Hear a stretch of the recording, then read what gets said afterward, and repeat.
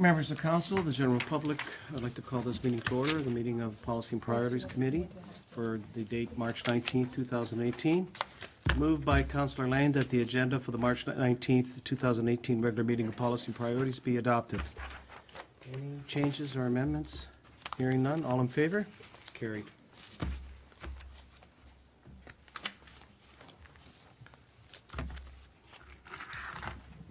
Okay. First item on the agenda, 4.1, and it's dealing with policy S203-04, Records Management Amendment. And it's moved by Councillor Kersey that the Policy and Priorities Committee receive policy number S203-4, Records Management, and the committee recommend the Council approve the amendment to policy number S203-04 as presented. Point of order, we missed the pecuniary interest. Oh, pecuniary interest, I got all kinds, sorry. Okay. None? None. Okay, sorry. None, Mr. Chair. None, Mr. Chair. I don't have any, I apologize. I'm done with this anyways from now on, right? You fired me. Okay, sorry. You wanted to All right, chair? so agenda 4.1, that the Policy and Priorities Committee receive policy number S203-04, Records Management, and the committee recommend the council approve the amendment to policy number S203-04 as presented. Comments or questions? Councilor Ribbiat. Thank you, Mr. Chair. Just for information, I take it that when we purge documents, destroy documents, we keep a record of what documents have been purged and otherwise destroyed. Through you to Madam Clerk. Through you, Mr. Chair, yes, all members of staff who are going to be purging records in accordance with our records retention bylaw are required to have sign-offs first, and this change to the policy will just ensure that all members of staff are doing it consistently across the corporation one time a year after year end has completed. Excellent. Thank you. Thank you, Mr. Chair. Any other comments or questions? Hearing none, all in favor? Carried.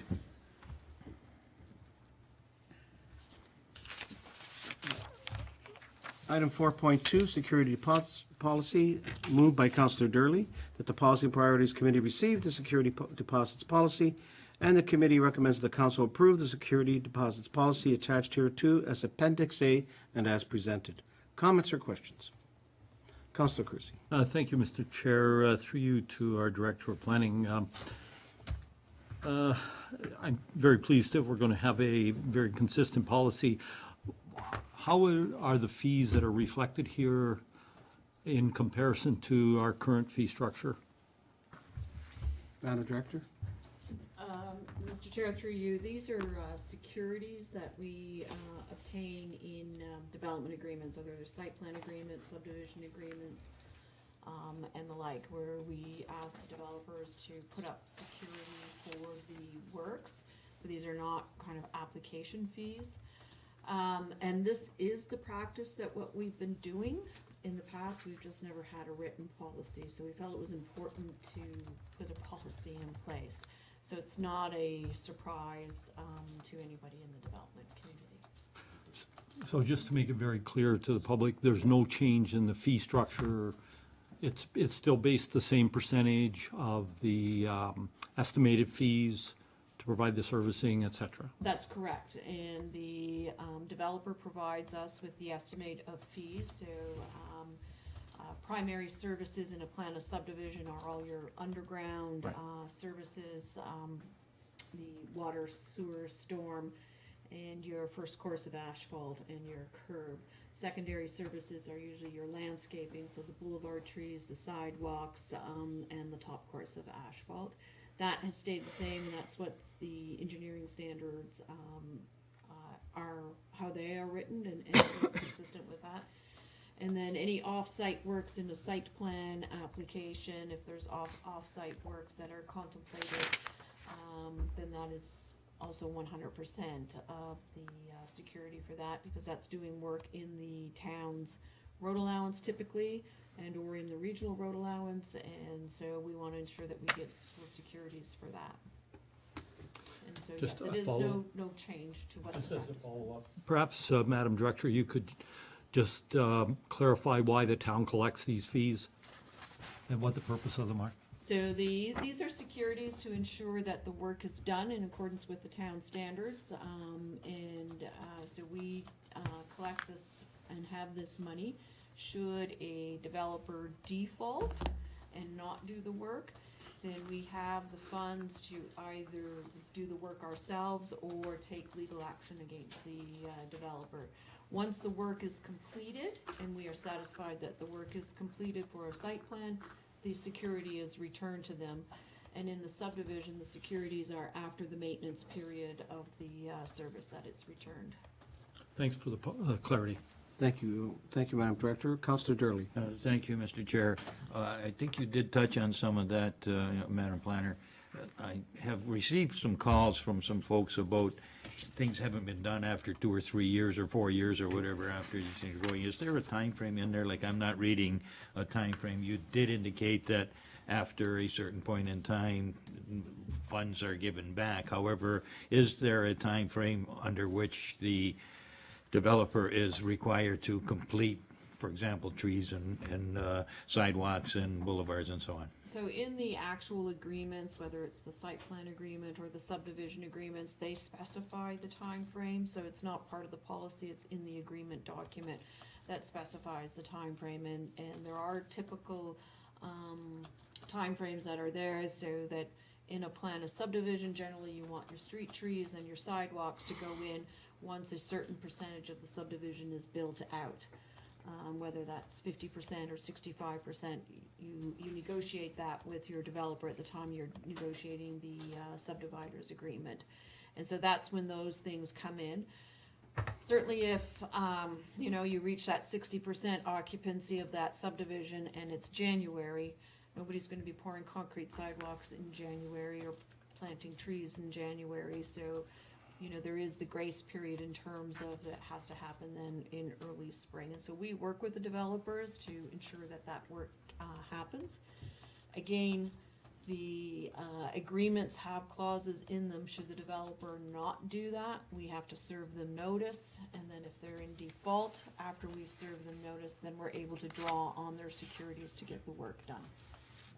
Thank you very much. So there is an enforcement policy involved with it, and nobody can escape this or put it off for a year or two. There is an enforcement process. It can take time because we do have to give the developer the opportunity to do the work.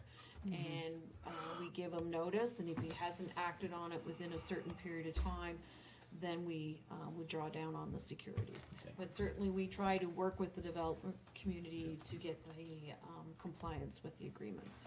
Thank you. Flexibility is good, but sometimes if you flex, things break. So, okay, thank you. Yes, and there have been occasions where we've had to rely on the security to get something done, and it's not something that we do, regularly or with a lot of zealous. We're very cautious about it and make sure that we've explored all avenues before we do that. Thank you. Thank you. Thank you, Councillor Durley. Anybody else? Mr. Mayor. Thank you very much, Councillor. Chair. Just wondering if those amounts, so they're the same amounts, they're not more, have they proved to be the right percentage in the past? And then, just to build on that, just wondering, as Councillor Durley indicated, some of them take a few years to occur, and so, infrastructure costs tend to be more in the future than they are in the past, or they were in the past. So maybe the director can comment on that, Mr. Chair. Madam Director. We feel that the percentage value of the amounts are appropriate. 20% for kind of primary services is also relatively standard across the other municipalities in the region. Okay. And 120% for secondary is also a pretty typical standard. Our experience has been it's usually in the secondary where you have the challenges on getting, the final finishes done on a plan of subdivision or something, so we want to make sure we have 100% of that. We certainly will not assume a subdivision until we've inspected the primary services, it's gone through its maintenance period and so forth, and we're satisfied if during the maintenance period we find deficiencies in the primary services, the developer we put them on notice and they have to replace that deficiency before we assume it. So there are all those kind of checks and balances in place.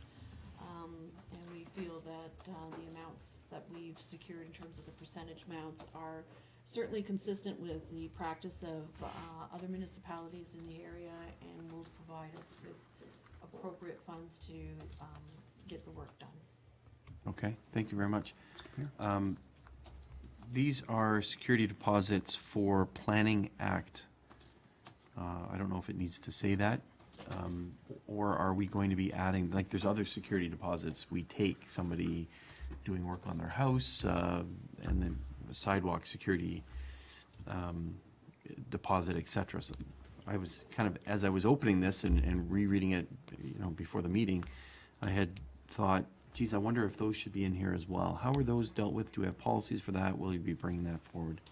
Madam Director? Mr. Chair, through you, yes, we do have policies for those, and those are actually in our tariff of fee bylaw, where we collect security at the time of building permit. There's a lot grading security, there's a sidewalk damage security that we take, and those fees are looked at on an annual basis as well.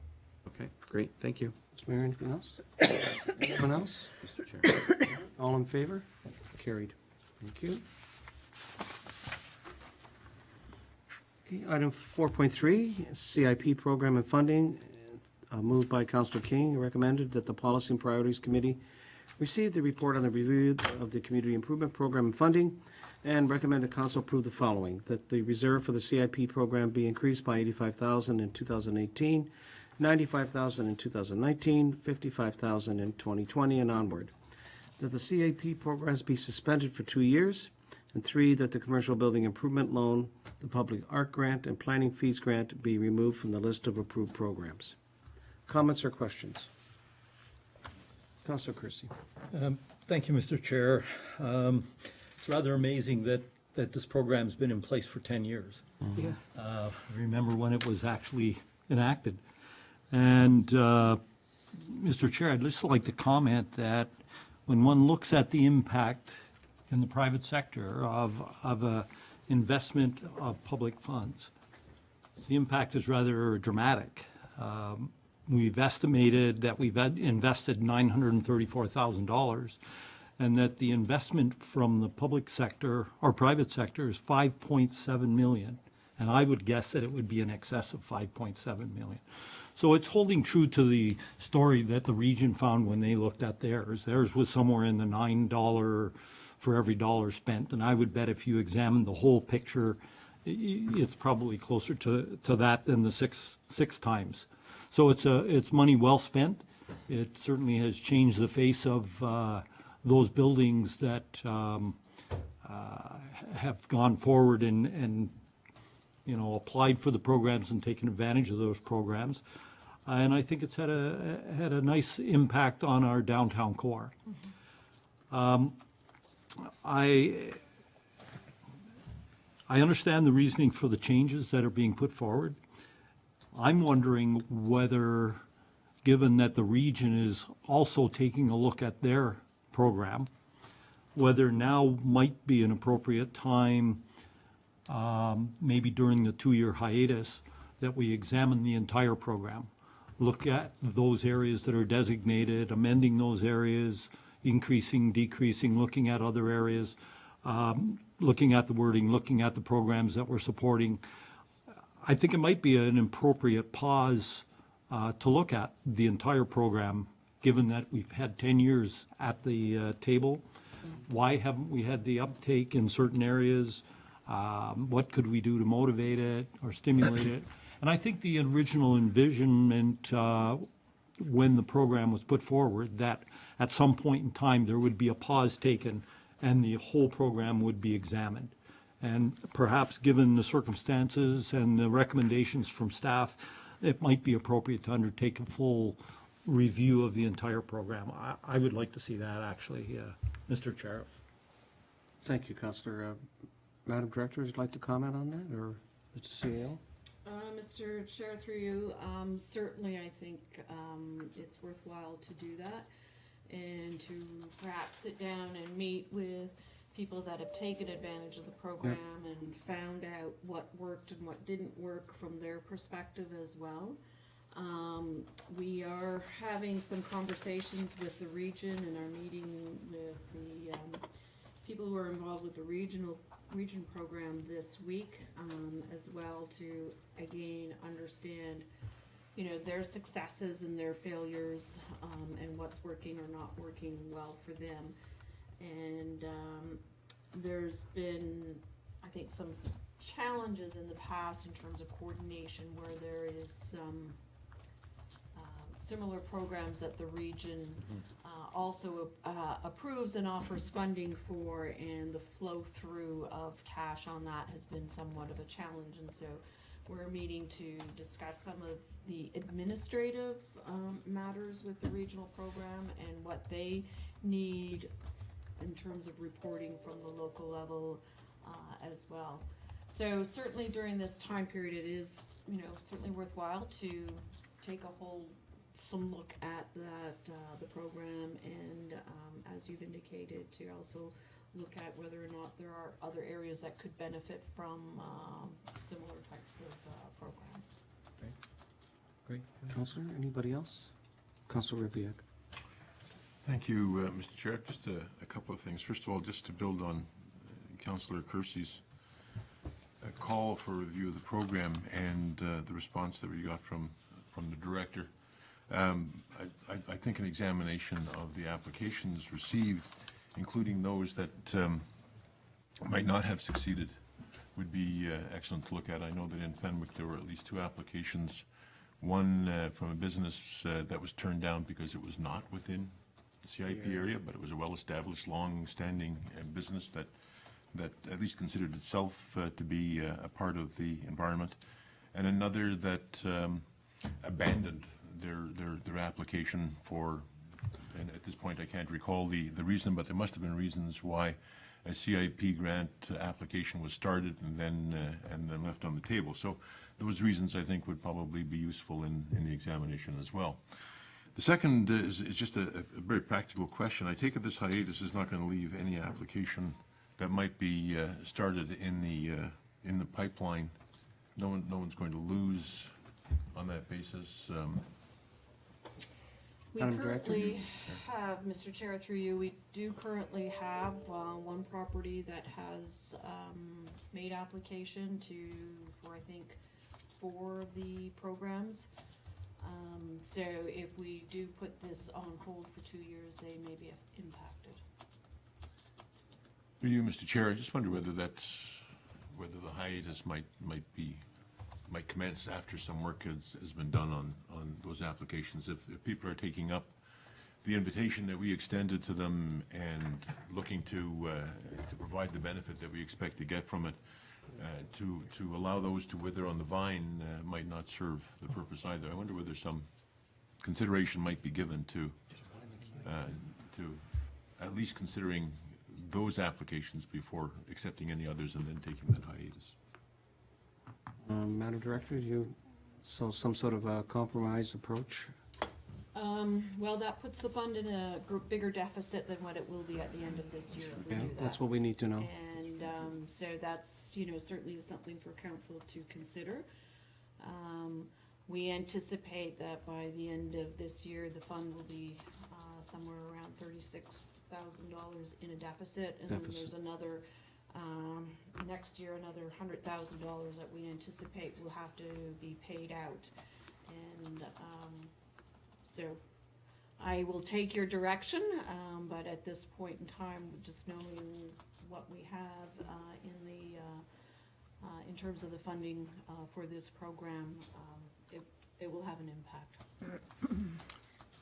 Members of council, Councillor King, and then Through you, Mr. Chair, to the director. When you say that there is an application on your desk at the moment, if I can put it that way, the application is there. That's not to say that the application has been reviewed and approved. Am I correct? Mr. Chair, through you, that's correct. The application has been, it's on our desk, and we have reviewed it. We have not brought forward a report to council to approve it, knowing what our current financial condition is with the fund, and that's why we're bringing this report forward to you now. Okay, thank you. Okay, Mr. Mayor. Thanks very much, Mr. Chair. You know, as Councillor Kersey indicated, the program is a huge success, and I know that more than 1/3 of the properties on Pelham Street in Fawn Hill have been revitalized as a result of this, and even just walking around today, people were saying to me, it's looking amazing in downtown, and there's a great feeling in, especially for this downtown. I know that there's another couple projects at least that are in the other downtown in the Fenwick area, one that's been approved, and I think there's sale of properties that are occurring. So I'd hate to stifle that, especially given the fact that there's this multiplier effect that Councillor Kersey spoke about for the investment. You know, there's this huge investment from the private sector, so a small investment from the public sector and a large investment from the private sector. I think this is a situation where, and when Luch and the committee worked on it, they said that it would take some time to get going, and you can see that in the results. But once it gets going, it's gonna have legs, and that's what we've seen. And I think what we may have done a little bit differently is we probably should have added more money into the program. And if you look back at when it was originally contemplated and approved, there was probably a bit of an increase in the amount that was to go into that each year. And I recall the conversations that we've had as a council through the years. We've often taken money from the surpluses that we've had and added it into this reserve, knowing that sort of the base amount each year that was going in was not enough to sustain the successes that we had. So I understand the funding challenge. I'd hate to cut someone off if there's an application that's in and it's a worthy application and it will lead to the development of some properties in the downtown. I don't know that, I really don't want to suspend this, Mr. Chair. I think it's very, very successful. I don't know if staff can use some, is there another way? Is there something else we can do? I know that there's some recent grants from the province, for instance, for downtown revitalization. Can we try and apply for those and use it for this program? Maybe the director's saying no. Those are for public realms as opposed to private realm. So I really, you know, if there's a way that we can try to increase the funding, keep the program going, but not suspend it for the 2-year period. I think from what I'm hearing, is the downtown in the west is getting ready to start applying a little bit more after a few of these have applied. Final comment, Mr. Chair, is I can see why staff are saying the building improvement loan portion hasn't really had much uptake. The planning fees, but the public art grant portion, again, we just have a committee that's been established. And Councillor Papp, you're on that committee. And I'm sure that that's one of the things that they would want to consider. And I know that committee is as you know, Mr. Chair, broader than simply the downtown area. So I don't know if can we send it back and get staff to sharpen the pencil a little bit more on this to come up with a creative way? Is there something else we can do? I'm really would be reluctant myself to try to suspend this for a period of time. Those are my comments, Mr. Chair. Thank you, Mr. Mayor. Madam Director or Madam Treasurer, do you want to? Let me ask a couple of just quickly. As it stands now, in 2018, are we in $36,000 deficit, or does this include the application that Councillor Ribbiak was referring to? Where are we at? Mr. Chair, it does not include the application that has yet to be processed. Okay, I don't know yet what that value would be. Right. But it will be, probably in the order of $200,000 to $300,000. Because they are looking for the residential intensification grant, the residential revitalization grant, and the building facade, grant, and the planning fees grant. which would total roughly I'm gonna say right now, it's, 75? no, it'll be the whole- be probably closer to $200,000, that one, if we were to approve it. And by the end of this year, we will be $36,000, or $35,000, pardon me, in deficit, knowing that we also have another $100,000 to go out next year, Not including, and not including this one that has not yet been approved, which I'm estimating will be probably in the order of $200,000. okay, members of council? Councillor Lane? Yes, thank you. I'm just trying to get my head a little bit around this entire program as far as where do we as a town see the value of spending, let's use this as example of $200,000 on a particular property. What is the end benefit to the town? How much are the taxes on that particular piece of property gonna go up, and over how many years is it gonna take us to get back, quote, the $200,000 that we're paying out? That would be an interesting number that I'd like to see. As far as the people investing their own money, that's true, but at the end of the day, they're the ones that are gonna reap the benefits of spending their own money. And I wanna know what the town is expected to reap from an investment of, let's say, on one property, a couple $100,000.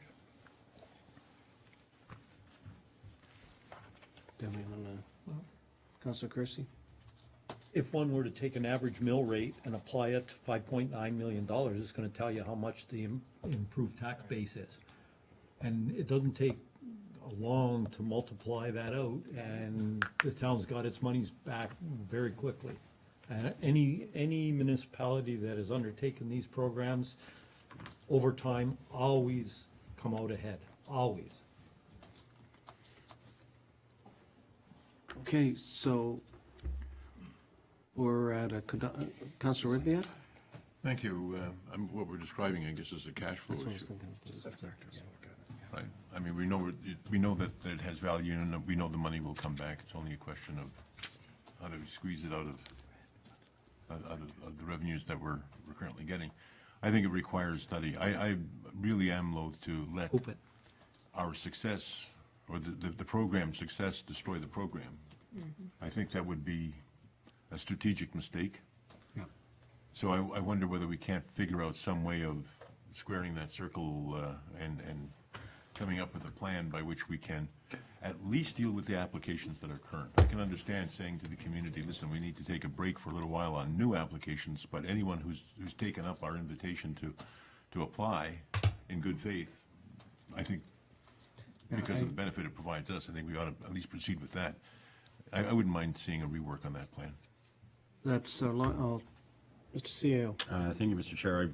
Certainly staff has heard the feedback from council on this policy. I'd recommend to council that you defer it back to us, and we'd be happy to take your comments into account and take another look at it, and then bring it back for further consideration. I think that would probably be the best bet.